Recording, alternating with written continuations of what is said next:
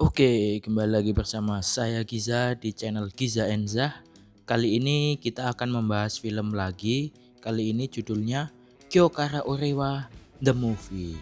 Oke, sebelum nonton video ini, ada baiknya sih mending nonton doramanya dulu aja. Tapi kalau nggak mau nonton doramanya juga nggak apa-apa, karena di sini ceritanya fresh, nggak ada hubungannya sama dorama. Oke, langsung aja ya. Saya beri garis besarnya dulu. Jadi di film ini settingnya tahun 1980-an, di mana di Jepang berandal-berandal sekolah atau subpari lagi marak-maraknya di tahun segitu. Langsung aja ke cerita. Film ini dimulai dengan dua murid Akehisa yang notabene bukan berandal atau murid baik-baik. Terus kepapasan sama Imai dan Tanigawa dari sekolah Beniko. Intinya di scene awal ini semua tokoh di film ini bakal diperlihatkan, mulai dari Mitsuhashi, Ito, Riko-chan, Kyoko-chan, dan temennya Kyoko-chan. Sebelum lanjut cerita, saya ingetin dulu kunci dari biang masalah di film ini yaitu si Satoru. Ingat-ingat ya, ini wajah culun si Satoru ini. Oke, lanjut. Di mana Akehisako, sekolahnya Satoru ini kedatangan murid-murid pindahan dari Hokunai Koko, di mana sekolah ini berandalnya juga ngeri-ngeri juga. Karena kekosongan pemimpin di Akehisa, murid-murid Akehisa banyak yang dibully. Ya walaupun sama-sama sekolah isinya berandal semua, tapi Akehisa kalah kekuatan sama Hokunai. Masalah di sini, anak Akehisa disuruh beli jimat seharga 5.000 yen. Dan barang siapa nggak beli jimat ini, maka bakal dipukulin. Di sini teman Satoru beli jimat itu dan si Satoru nggak percaya dan nggak beli. Di tengah perjalanan pulang, habislah si Satoru ini kan karena nggak beli jimat, dia dipukulin babak belur. Di sisi lain, Mitsuhashi dan Ito, si karakter utama kita, sempat ketemu sama pemimpin Hokunai dan sempat kelahi juga, tapi mereka memilih untuk kabur dulu. Karena si Satoru ini babak belur, sepupunya Ryoko-chan yang diperanin sama Yamamoto Maika ini tanya, siapa yang bikin babak belur? Dan si Satoru ini jawabnya si Mitsuhashi. Dan ya emang biang keladinya ini si Satoru ya. Dan cerita lanjut, akhirnya si Ryoko ini sepupunya Satoru nyamperin si Mitsuhashi dan diajak berantem. Tapi Mitsuhashi lebih memilih kabur karena nggak ngerasa salah. Selanjutnya, Ryoko ini ketemu sama si Imai dan disuruh nganterin untuk nyari Mitsuhashi. Karena sebelumnya kan Imai itu sempat pulang bareng Riko dan Mitsuhashi dan Ryoko ini ngiranya si Imai itu temannya Mitsuhashi. Lanjut, si Satoru ini kan masih aja dibully dan kali ini muncul si Kyoko-chan yang diperanin sama Hashimoto Kana.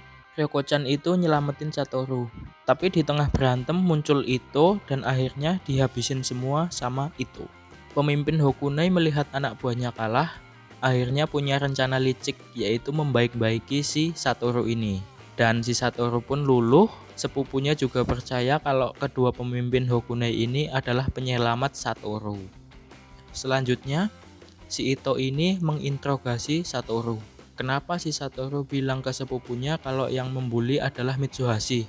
Intinya di sini Ito nggak terima kalau Mitsuhashi yang dituduh. Tapi di sini si Ito malah ketemu sama bos Hokunai.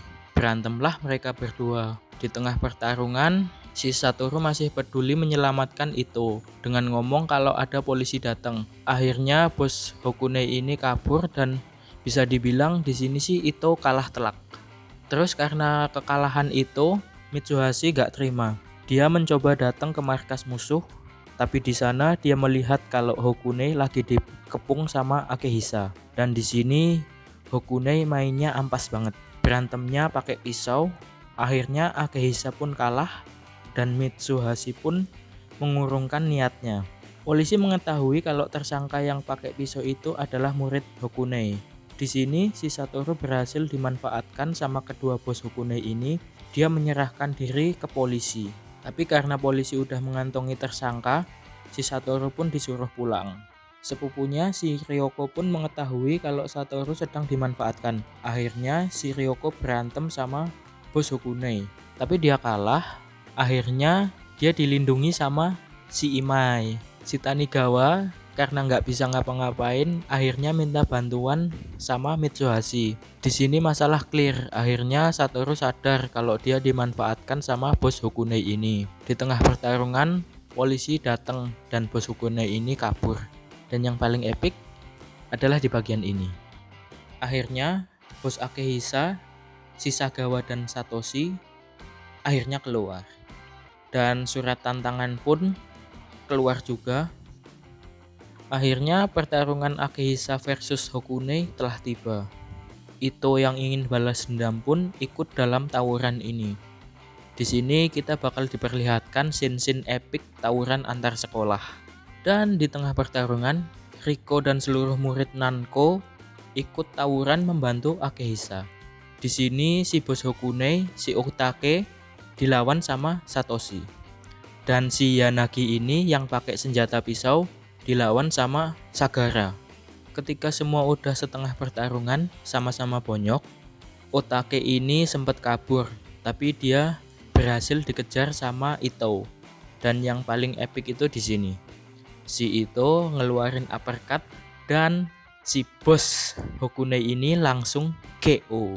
Si ampas Yanagi ini akhirnya ngeluarin senjatanya. Tapi di tengah-tengah pertarungan sama Sagara, akhirnya Mitsuhashi muncul. Dan Mitsuhashi mengeluarkan senjata rahasia juga, yaitu bat tenis meja. Serangan pisau ditangkis semua sama Mitsuhashi. Dan akhirnya sebuah pukulan dari Mitsuhashi bisa bikin KO si bos Hokune ini. Dan yang paling keren, pukulannya ini bisa kelempar jauh banget. Oke, seperti itu aja garis besar cerita dari film Kyokara Orewa The Movie. Banyak komedi-komedi juga di dalam film yang nggak keceritain di sini ya. Oke, seperti itu aja. Saya Giza. Sampai ketemu lagi di alur cerita selanjutnya. Bye-bye.